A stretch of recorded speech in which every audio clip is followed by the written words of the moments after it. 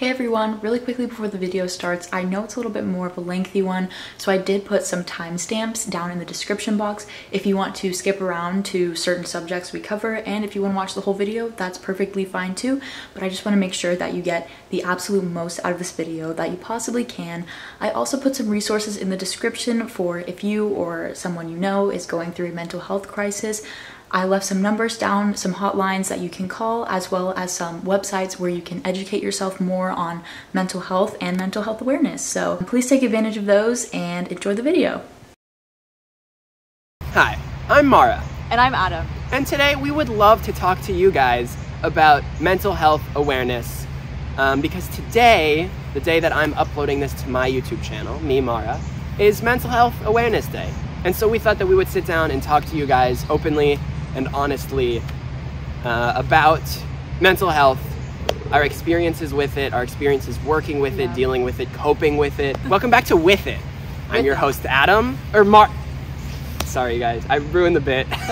It's okay, I'm Mara. Okay, yeah. That's actually Adam, if you didn't know. Personally, I struggle with a lot more of like anxiety related things. I'm a very anxious person.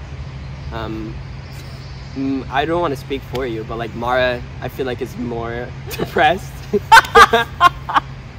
She's sad, I'm scared. It's the ultimate duo. Oh, we're laughing because it makes us uncomfortable, but like we need to have these conversations. We need to talk about it. And it's okay to talk about this stuff. Yeah. There was, one point in high school where I literally felt like the shell of a human being. And even now, like, I'll still have some days where I'm just like, wow, I feel pretty bad. Like, I'm just having a bad day. And I think something that really helped me was recognizing, like, being aware of how I'm feeling and how, one, that it's temporary, and two, that it's happening so I can be conscious of how I'm treating other people. Because for me, when I was feeling my worst, I would cope with it by lashing out on people, and I would just yell or just be really mean. I knew it really sucked at the time, but I mean, I got through it. That you just have to keep pushing. You just have to keep going. Yeah. I mean, I think a point that you want to make is that like you didn't necessarily, like you got through the times, but like you're still dealing with it. Oh, yeah. For sure. Like The message that I sort of wanted to share through this video is about coping with it as opposed to getting rid of it. And that's maybe a more personal thing, because like I didn't realize until recently that the things that I was doing was like me thinking that one day I would just not be anxious, as if that's even possible. Like I just really wanted to get rid of my anxieties as opposed to coping with it. And so like I've been doing a lot now. I started going to therapy. That's it. No, not true. Only what therapy. else do I do? You eat your veggies. I eat healthy, which has been like really important. Yes. And like knowing the things that make me happy and really prioritizing them, and the times that like, I'm still anxious, but that I'm not thinking about it. Like I'm a big part of anxiety is like ruminating and thinking about things, and just like, and there's so much time right now to do that. And like knowing the things that get me out of that state, and that like, I know that maybe I'll come back to it later, but when I do, I'll be in a better place because I spent the other half of the day making videos. We all know I've been doing a lot of that. No, you haven't. Don't lie. Something that I think a lot of people say when talking about coping with anxiety is like, ride the wave, just like cruise with your anxiety. And like, I honestly don't know what that means. Like maybe it's helpful. One day I'll learn. I'll be like, oh, this is what it's like. People say stuff like that like it's easy. That's especially true. Yeah, especially that's people who what don't. I was trying to say. Yeah, people who don't have anxiety, like as bad as you. Sure. Wait, people don't have it? You can do that? No. New goal. I just completely revert back. Do you want to talk a little bit about like how you feel when you get anxious? Like you never really got like super into that.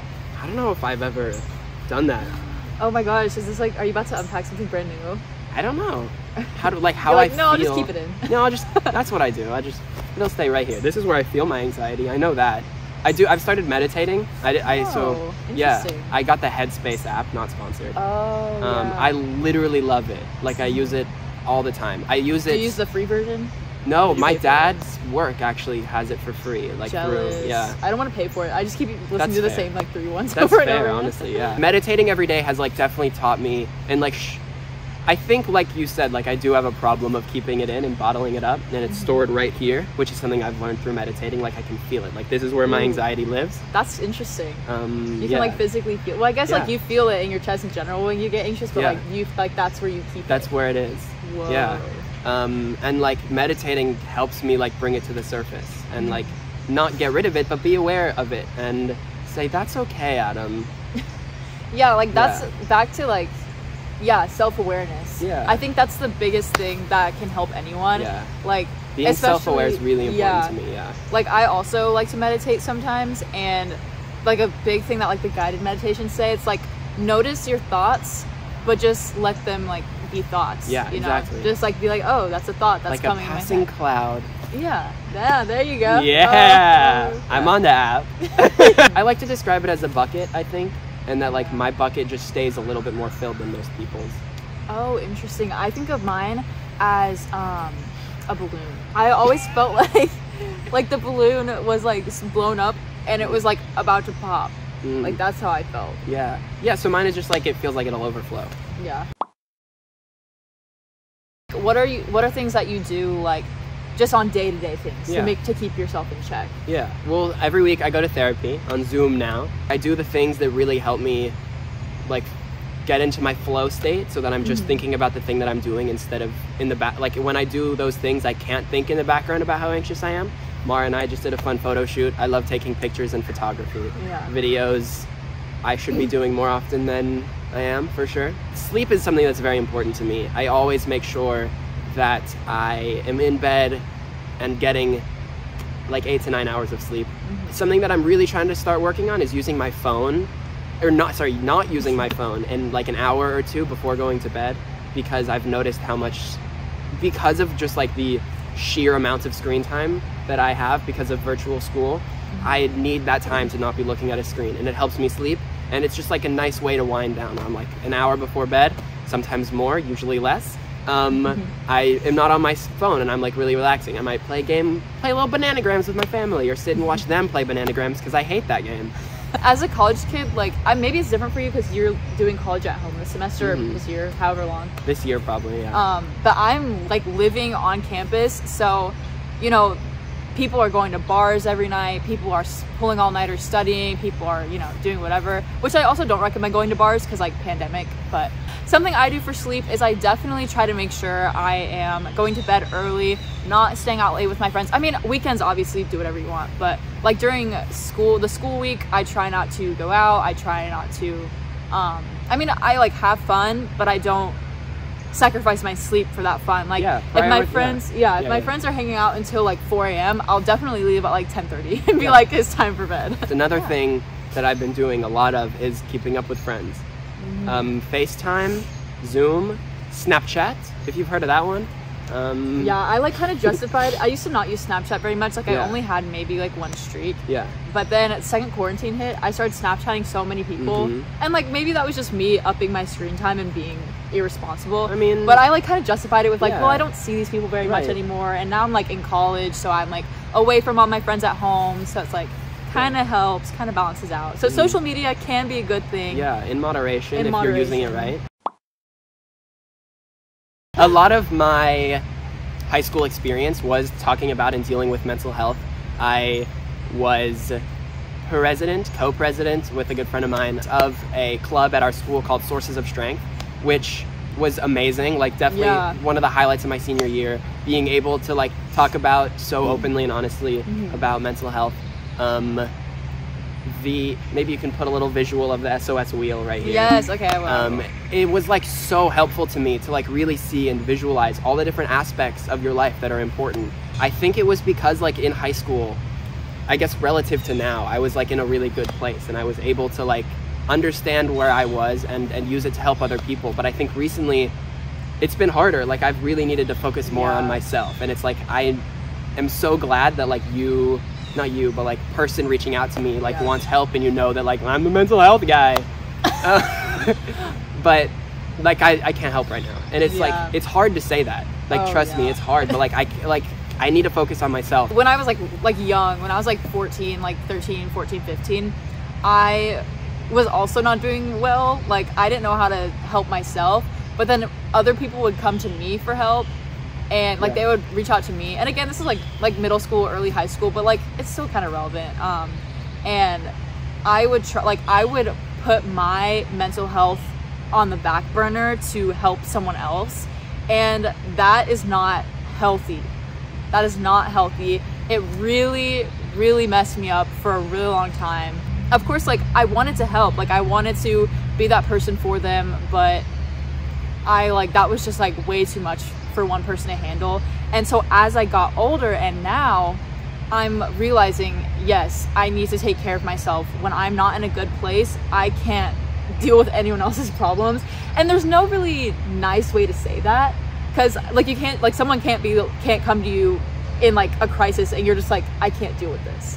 So for me personally, I don't like being like mean, but I'll do it if it means I don't have to sacrifice my health. I think that it's important to know how to do it, right? When they come to you and need help and you can't do it at the moment, say like, I would assume that you know at least one other person that this person also knows, and be like, oh, like, I'm so sorry, I can't right now, try this person. Or maybe you could say like, is there someone else that you know that you could talk to? Because I think it's so important to have many people that you can talk to, because if you just have that one person that you're always talking to, that's going to become so unhealthy. It's a lot of pressure to put on someone. And like, and I don't, I'm not saying like you need to have a bunch of friends and be open and honest to everyone all the time, but like, just have a couple people in your life. And it doesn't even have to be a friend. It can be like your parents, like a therapist, school counselor, like really anything. Like, I've been on both sides. I've been the person who's been wanting to reach out to a friend, but then I've been the person who has to like tell that person they can't reach out to me. And it's really hard. It's not good on either situation, on either sides. If you're actually dealing with like really bad problems, your friends are there to be your friends, but they're not a therapist, they're not your parents, they aren't professional. That's what the Source of Strength wheel is all about. That like, positive friends aren't enough. If that's the only place that you're relying on for help, then like, I just don't think that's enough, and I know that right now is hard because of the pandemic and so many other reasons. But like, just relying on one, I don't think you can do it, right? Like just having 2 or 3, like I'm sure you have at least one positive friend, one family member, and maybe a healthy activity. Like watching all of Mara's videos could be a healthy activity. Exactly. Yeah, they're fun, they're funny, they make me laugh.